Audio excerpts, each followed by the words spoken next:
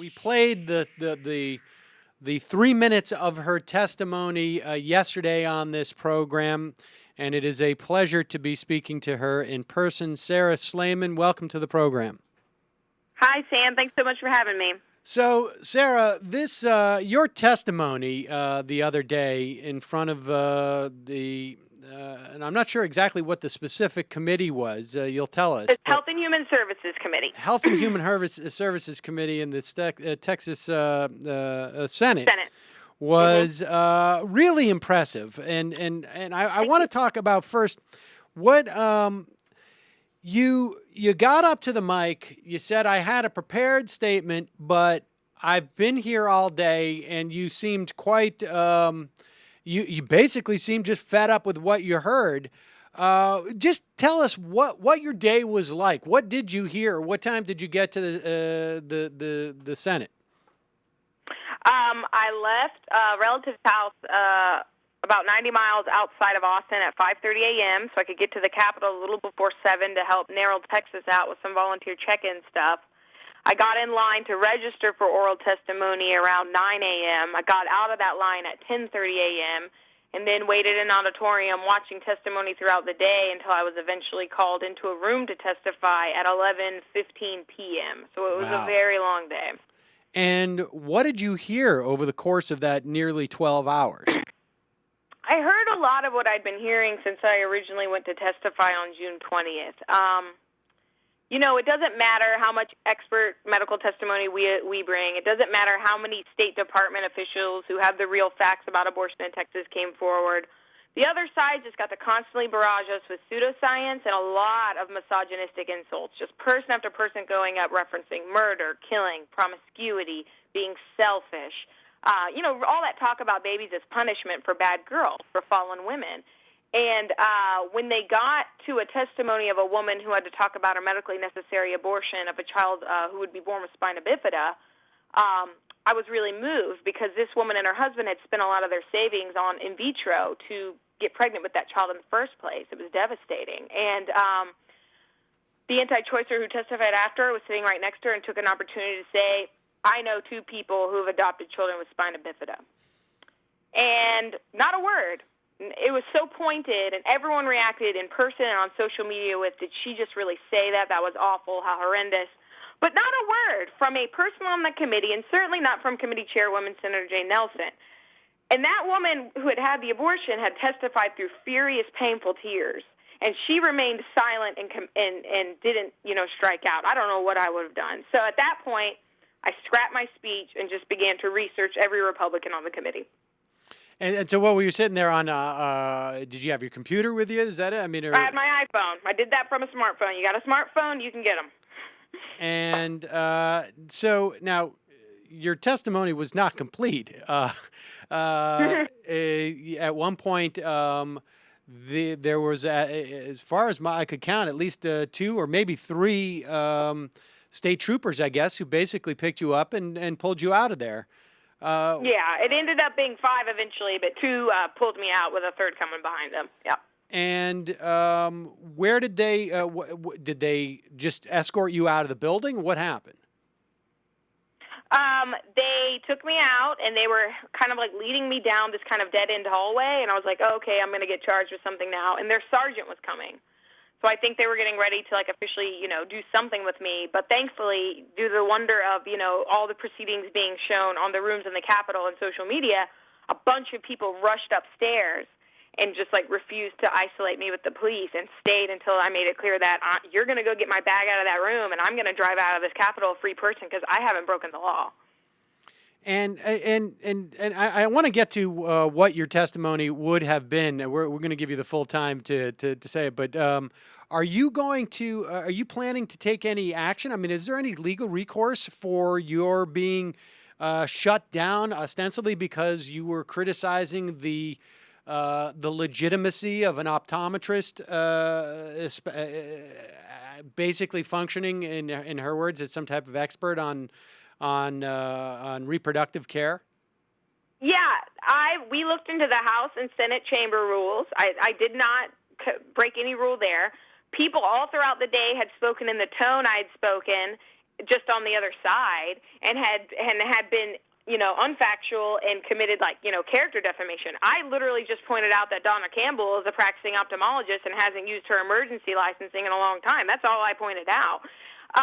So a lot of people have been talking about First Amendment rights violations, but in my opinion, I don't know these days, in a post 9/11 America, I don't know how good of a chance I would have with a case like that. If anyone thinks I'm wrong about that, feel free to reach out to me at Victoria and Prude on Twitter, and I'll listen. But I actually don't have a lot of hope in a First Amendment case on that. Right. All right. So what? So to tell us, what did you originally plan to say?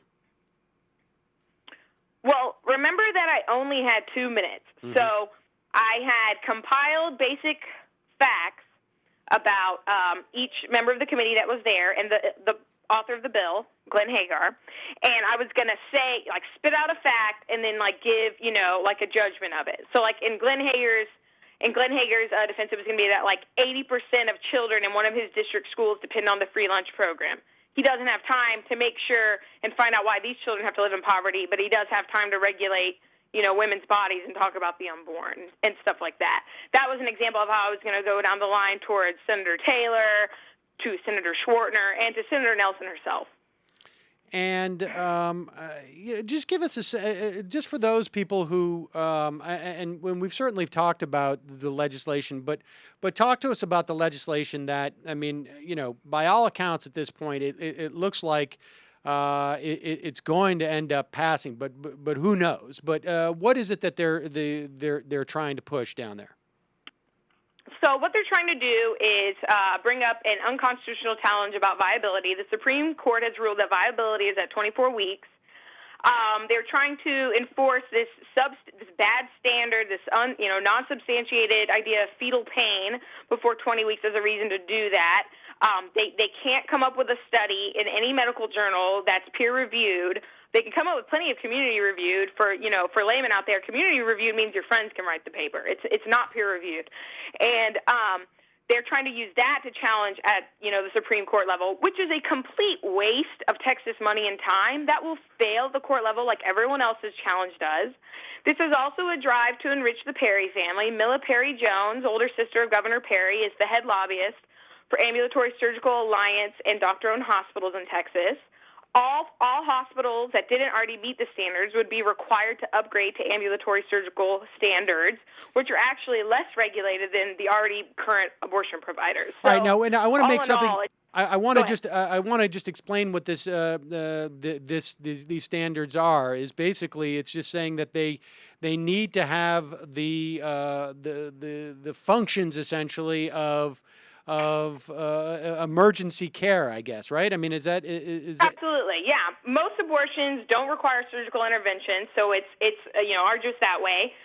Why do you need a surgical center to provide the RU486 pill? You don't. And then second of all, there's all kinds of just sweet spots in there for the hospital construction industry. You need extra janitor's closets. You need a men's locker room. Sam, how many abortion clinics do you think need more men's locker room in Texas? Right. So it's a lot of giveaways. It's a lot, and most surprisingly, in a political sense, this shows how brazen they are. This is huge government intervention. This is huge mandates and of upgrades for private businesses with no appropriation of funds. It's just backwards, pretty much in every instance you can think. And there's a whole raft of surgical procedures that are performed in doctors' offices, essentially, that don't require vasectomies. Vasectomies, right? Yeah. There's no regulations for vasectomies like that, or really any other procedure like that in the state of Texas. It all comes back to women's reproductive choice. And, you also, during the course of the testimony, spoke about essentially the other things that you felt that the Texas State Legislature was dropping the ball on. Give me a sense of what your background has been. I know you're obviously very politically active, but just give us a sense of what you've been up to, and also just give us a sense of your background. Well, I graduated from the University of Houston in 2008 with a degree in political science. But I feel like I need to make this point really clear. You get Sarah Slamen by making sure your daughters have access to speech and debate programs. You get Sarah Slamen by making sure that your public school districts have to maintain their constitutional law programs.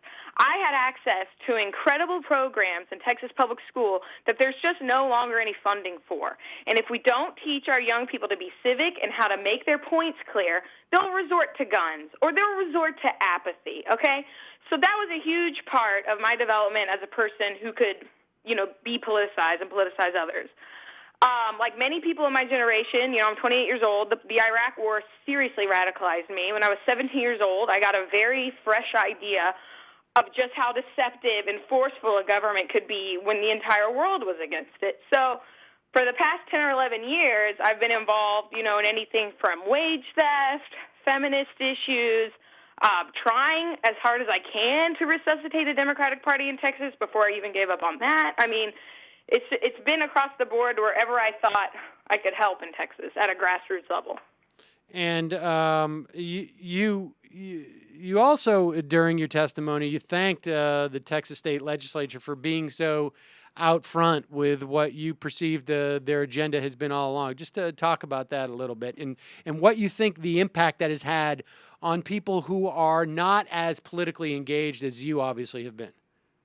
Well, a big punch to the gut happened in 2011, and that's when Senator Dan Patrick from Houston passed this mandatory transvaginal ultrasound bill. Now, it wasn't just devastating effects for Texas. After we passed that law, 7 other states have had it. Most recently, the governor of Wisconsin signed it in. Thankfully, they have a federal injunction. Right. But the mandatory transvaginal ultrasound was a clear, kind of a shining moment on their new pivot. So remember in the 90s, it was just nonstop talk about the unborn. But at a constitutional level, they just kept getting smacked down. Now that they've switched to the women's health and the women's right to know, they can disguise it all as all this health care legislation.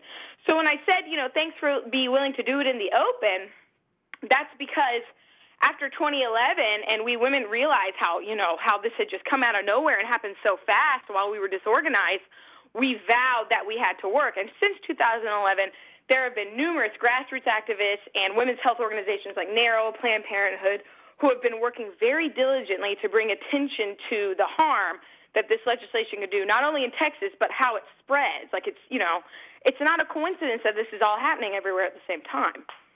And I mean, give me a sense of, it's interesting because, when we called you for the show, you indicated to my producer, Michael, that you had heard us on Air America back in the day. And, my sense has always been that those progressive folks who are living in a red state have are in many ways so much more activated because they are living with the implications. We live it. Yes, I mean, That's it's not right. a potential. You're going through it every day. Yeah.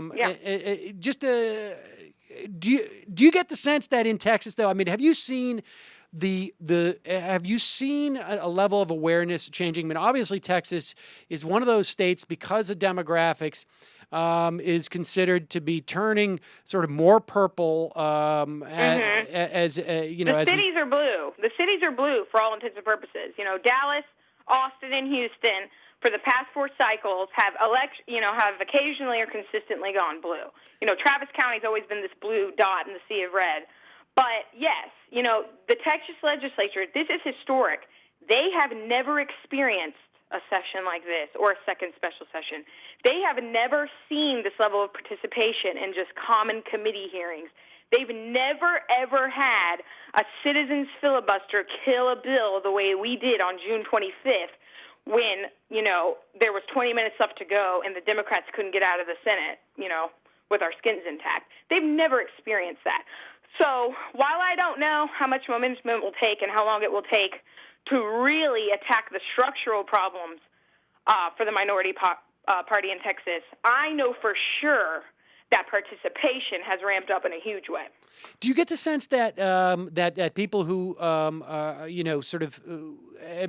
participation is ramped up? I mean, do you get the sense that this is sort of spreading to people who has it changed people's perspective? I guess what I'm getting at is, how much of what is happening in Texas is a function of demographics, and how much of it is a function of people finally engaging, people who may have casually just voted or self-identified as conservative or Republican, and now they're just being repulsed at what's happening in terms of their rights? A lot of what's happening is a breaking point for women. We have a lot of great allies, but this has undeniably been driven by a lot of younger women and some older women in Texas. So on one hand, you're right, it's demographics. It's young women who live in Austin, have the ability to get there, and they're young. They depend on these clinics for low-cost care for a variety of things, not just abortion access. So on one hand, it's that. As far as participation, that's where it's a long game. That's where, to be completely honest, the Texas Democratic Party is crippled. It's anemic. And they have to, in my sense, move out of Austin. They have to get deeper into Harris County. They have to get deeper into Tarrant County. They have to get deeper into West Texas. There are younger people there, and there are demographics changing there, and they need to be reached out to and recognized. You can't do everything from Austin. Only 1 million people there. Texas is more diverse than Austin. So that's the long game. But I think that, people saying, wow, those Democrats aren't just going to shut up and take it there, that's going to help that long game. And one of the things you mentioned in your testimony, too, was that you were leaving Texas. Yes. I want to ask you about, tell us why, and particularly, in light of, you're articulating sort of a political savvy about Texas that I would imagine is maybe not, is pretty close to just about anybody who's sort of professionally involved in politics in Texas. Why not stay there? Why move? Well, the clearest point that I should make is, that I didn't have the context to discuss in the hearing was the man I love that I've been with for the past 3 years was born and raised in New York. We're going back to his home. We cannot afford to get pregnant in this state. The idea of, no matter how hard we try, me getting pregnant here, and then me having to go into a clinic, and them getting to rape me, getting to shove a probe into me because it's mandated by Texas law, is unbearable for us. It's unbearable. I also need health care. I haven't had health care for 5 years. Organizing gigs, grassroots politics, that doesn't pay well. You don't get benefits with that.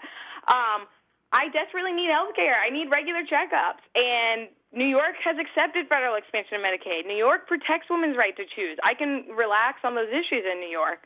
I'm not going to lie and say that my partner and I haven't discussed that maybe plans might have to change, that if I get a convincing enough argument that I can finally get a place at a table to affect how we organize in Texas, that I wouldn't consider staying here.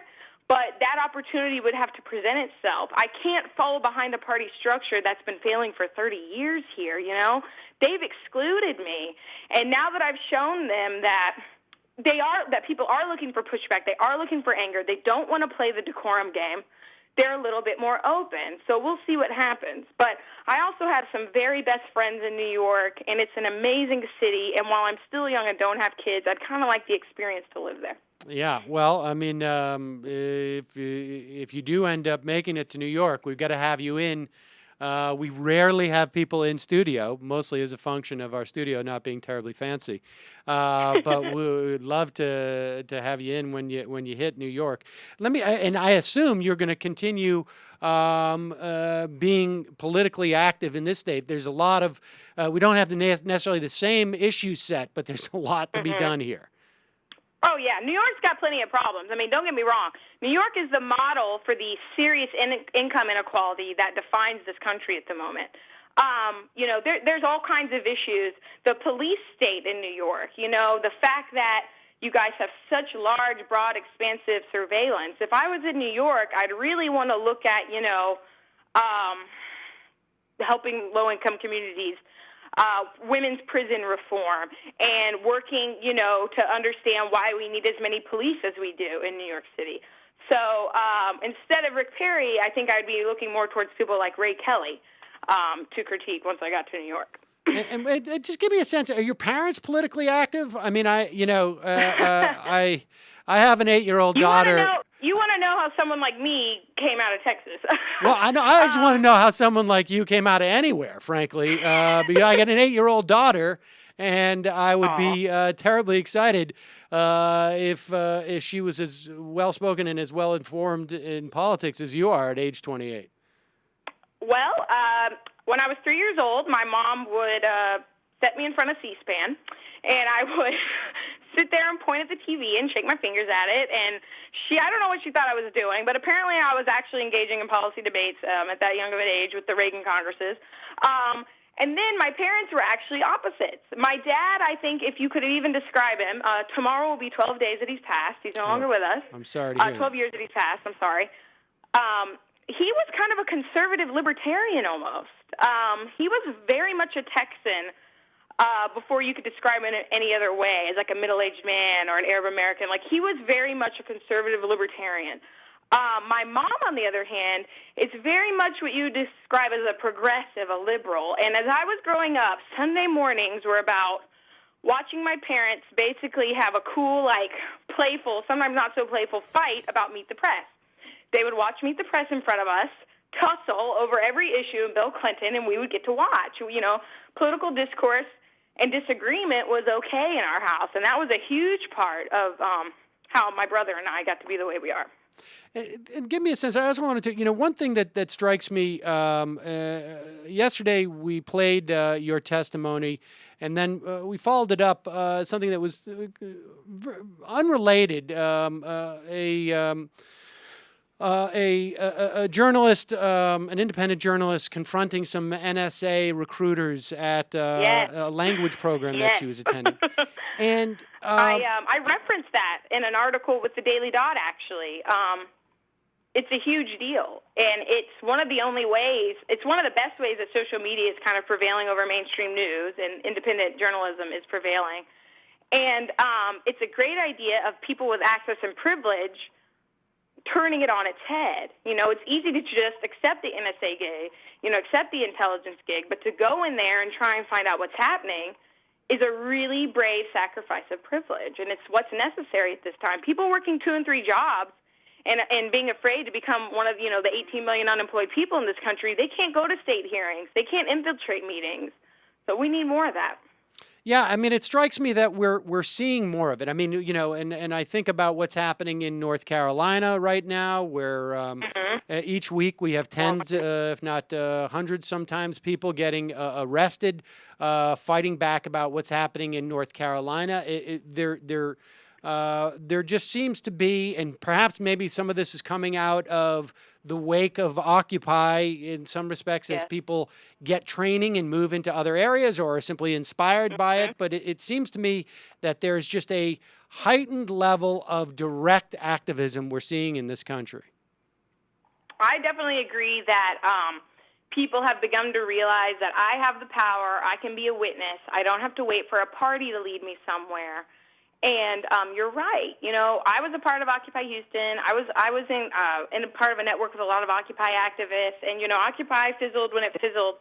But you're absolutely correct. People linked up. People got training. People got skills. And people got roughed up by the intelligence, establishment. And people got roughed up by the police. And it does kind of bring back to mind, like, we might be actually nearing towards that civil era type moment. It took white kids going down south getting their heads busted on TV for people to say, wow, I've got to get in there and actually exercise the political pressure I can bear.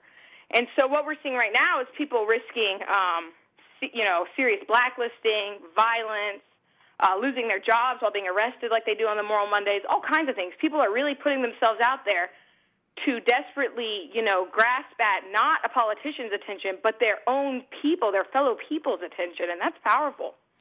Yeah, it is, Sarah. And I just want to tell you, thank you for your work. Thank you for coming on. And you're just, I think that moment, that 3-minute clip provides just a tremendous amount of inspiration for people around the country. But just your passion and your work in general, I think, does the same. And really appreciate you taking the time, come talk us today.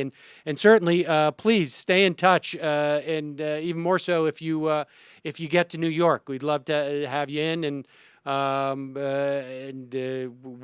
anything we can do to help you find some work up in New York, I think you probably won't need our help, would be my guess. But please stay in touch.